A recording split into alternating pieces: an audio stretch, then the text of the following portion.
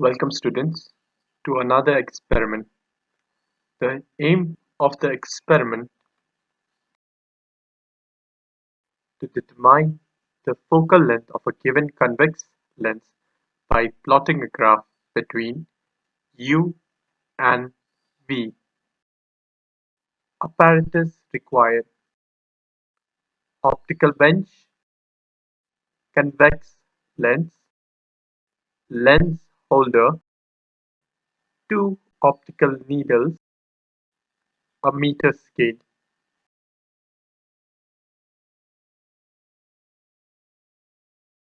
So first we will measure the rough focal length of this convex lens. To measure the rough focal length, what you will do is you place a scale below a light, take this convex lens, focus it on the ground. Now adjust the height of this convex lens unless and until you find a certain position where it forms a bright and a sharp image.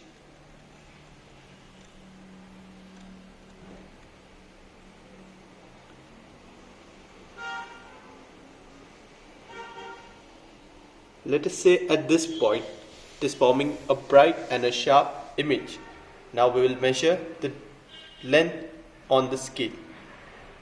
It is coming around 22 centimeter. So the rough focal length of this convex lens will be 22 centimeter.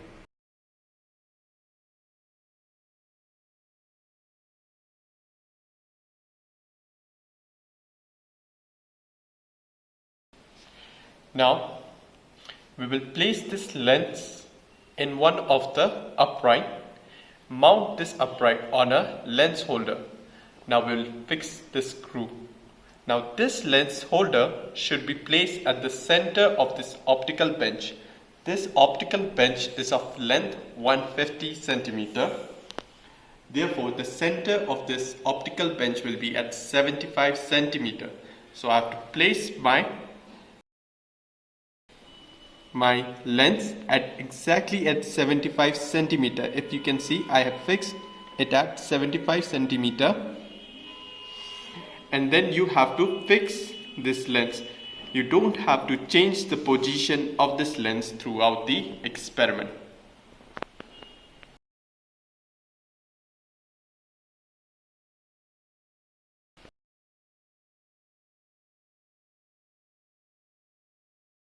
Now next step, we have to take the object needle, mount it on one of the uprights. After mounting this object needle, we have to make sure the height of this object needle should be at the center of this lens. As you can see clearly, this is somewhere at the center of the lens. The height of this object needle is at the center of the lens. Now as you can see, this object is forming a virtual and erect image.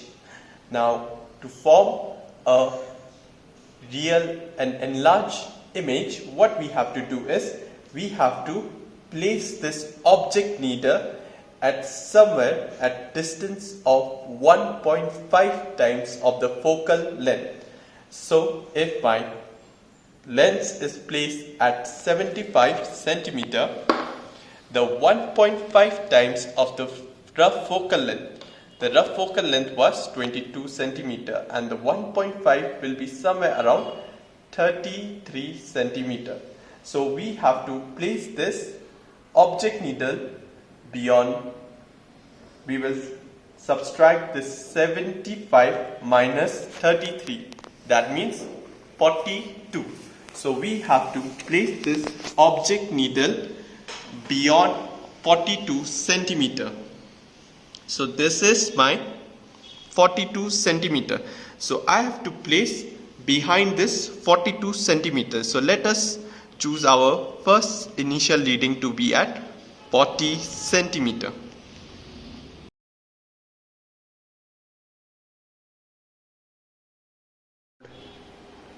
Now as you can see, the image formed by this object needle is real. It is inverted and magnified.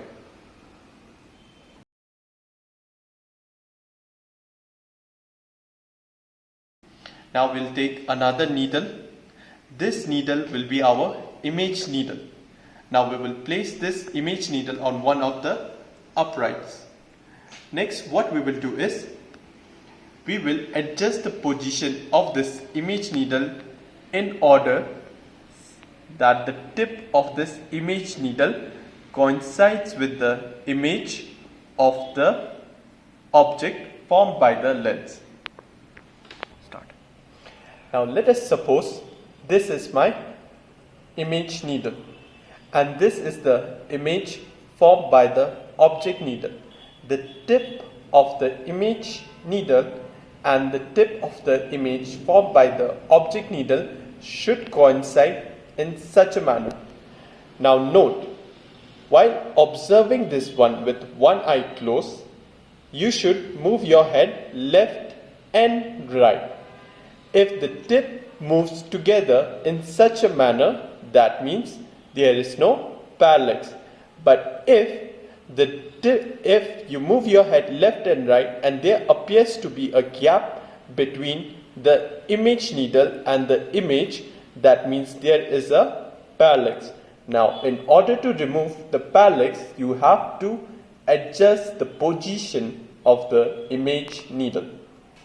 Throughout the experiment, you have to place your chin on this rest. Now, while performing the experiment, you should not move forward or you should not move backwards. Start.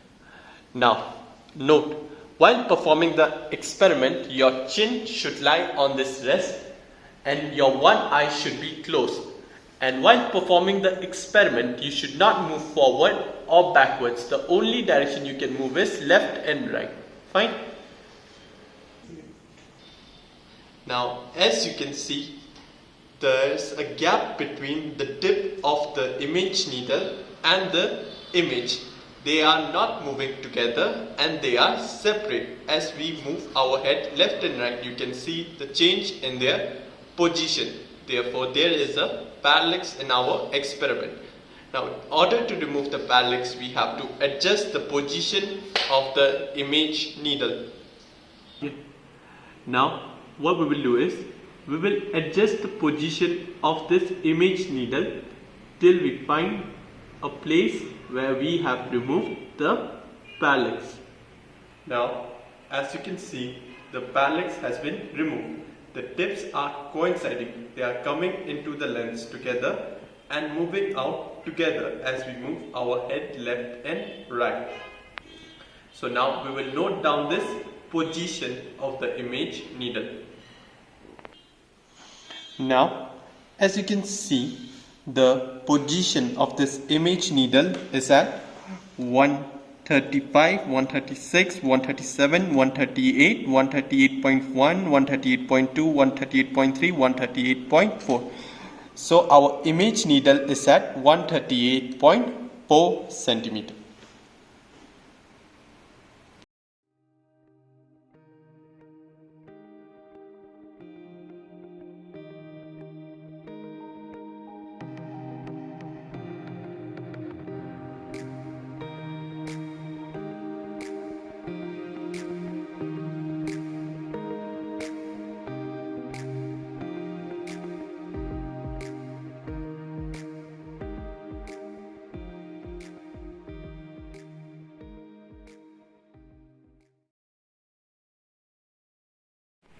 Now, in order to take the next set of readings, what you will do is, you will move your object needle 2 centimeters away from the lens. So now we will move it and put it at a position of 38 centimeter.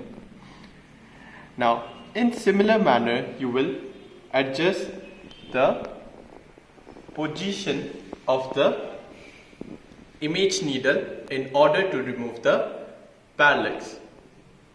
You will perform the same set of procedures to remove the parallax. In such a manner, we will take around 5 sets of readings to complete this experiment.